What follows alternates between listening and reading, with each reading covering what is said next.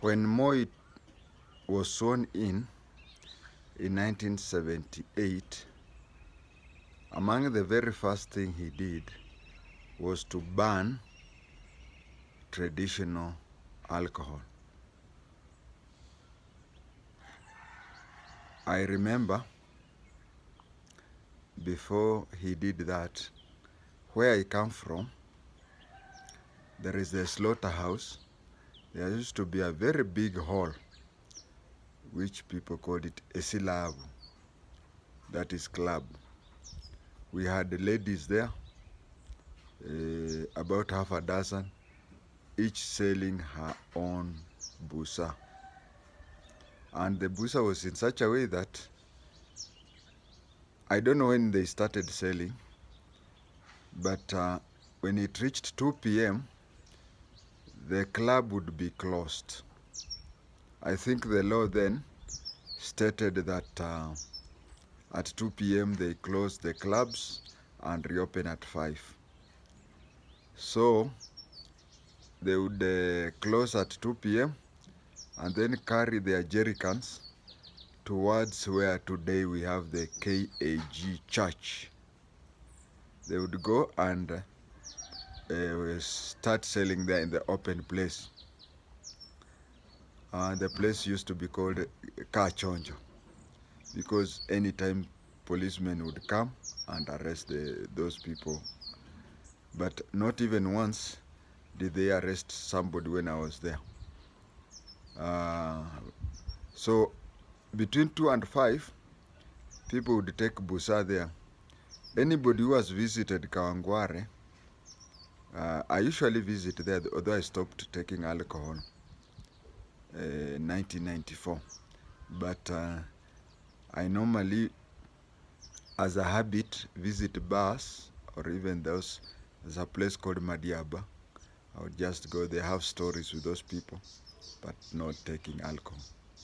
So if you want to have that feeling of what we used to have before, you go to a place called Madiaba. Or can I pronounce it the way Luyas pronounce it? Matiapa. You'll have that feeling. Then suddenly, provincial administration started calling barazas, and during that baraza, someone, either the provincial administrator or even a member of the ruling party, the then only party KANU, would stand up and propose that in our area of jurisdiction, we want to do away with traditional alcohol. Then the administrator, be it a D or a DC, would stand up and say, this person has proposed that henceforth we do not have traditional alcohol. Of course, apart from when these weddings, circumcisions, during ceremonies. So he would stand up and say, so-and-so has proposed. Who wants to oppose? Only a fool would oppose. So they would pass and say that in such and such an area, it was unanimously passed that all traditional clubs be closed. It is only that in Central Province, where some Muratina dens continued, and of course Nairobi, otherwise all over the country, traditional alcohol was stopped. We had a specific law which banned the production and consumption of changa. But then those other traditional alcohol, they were covered under Traditional Liquor Act. But the funny thing is, even after all the places in Kenya had unanimously decided to ban the production and consumption of alcohol, the local liquor licensing court continued.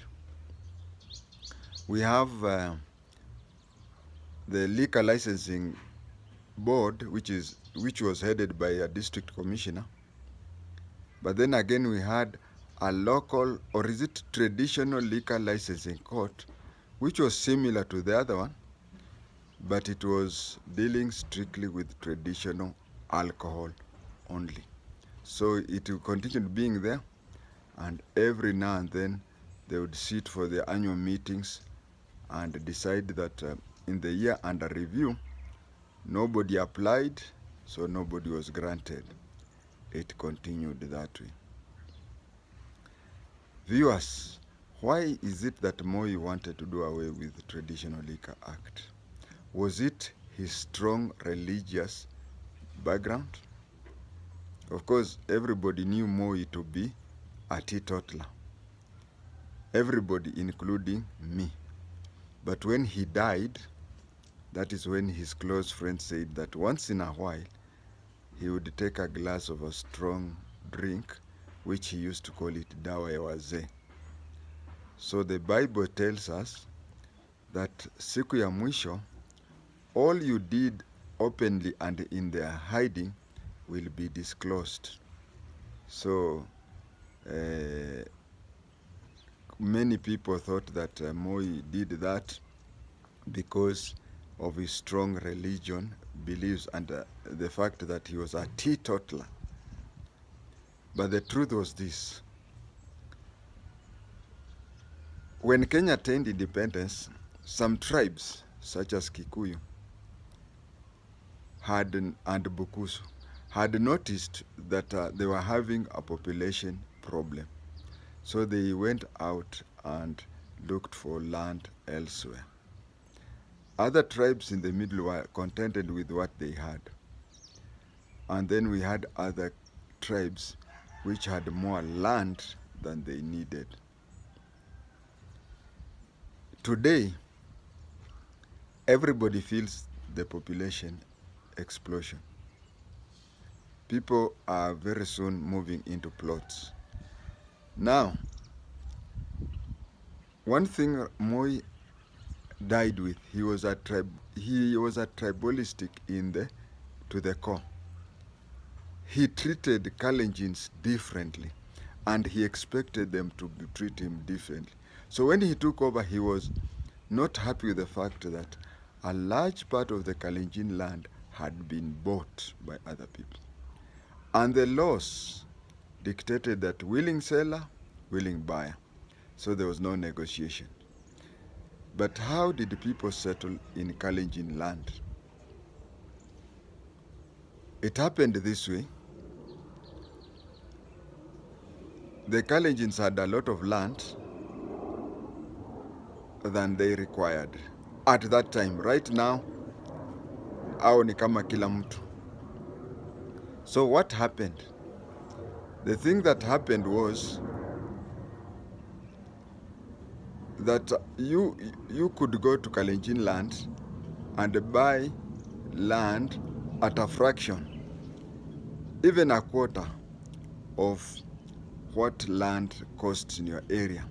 So people came, bought large lands, and what they did is, by those days we did not even have M-Pesa, leave alone opening of the bank accounts. It is as late as 1990s, or even the turn of the century, that opening a bank account was a struggle. Equity Bank is the one that revolutionized banking when they started chasing people on the street, telling them, please open bank account. Nowadays, you only need an identification, and there you are, you have an account. So imagine such a situation. Someone comes with a briefcase full of notes. He hands it over to the Kalenjin person. The Kalenjin person sells the land, transfers everything. This person, because even after paying the agreed amount in cash, nowadays, even if it is 3,000 unatumiwa na M-Pesa, but those days zinahesabiwa hapo. Then this person, can I call it the Kikuyu? This person goes and takes the man to the nearest Busa den. He talks to the Mama Busa and says, for 1 year, this gentleman and his wife will drink as much busa as they want, without paying. How much is it? Then Mama Busa would say so much, and he would pay. Then he would take them to the nearest butchery and say, for 1 year, starting from today, this couple will be taking a kilo of meat and you will be roasting for them, and they will pay. After leaving, the couple would go. Is it Kapsabet? Is it Eldoret? Is it Kitale? The man and his wife would go and stay there for some months. Let's say 7 months. After 7 months, the money that they were carrying on cash is all finished. They'll come back home. Then they'll turn to the busa person.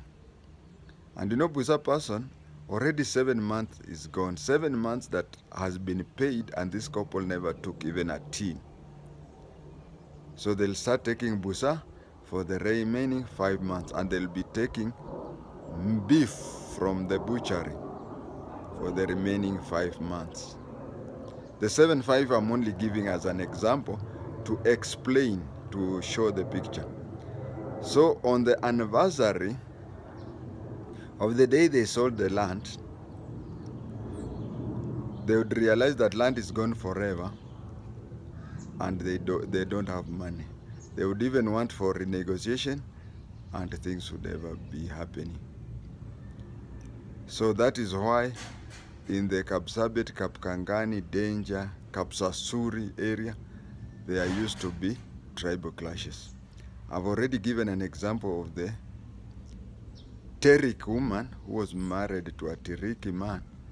I've already given that, but I would say that was also what fueled tribal animosity between the Luhyas and the Nandis around that area, and in some other areas between Kalenjins and Kikuyus.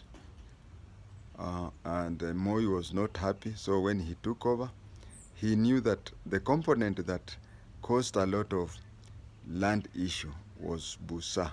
So that is why he orchestrated for banning of the traditional alcohol. Even though the law still exists up to today, but it then started existing on paper. Thank you.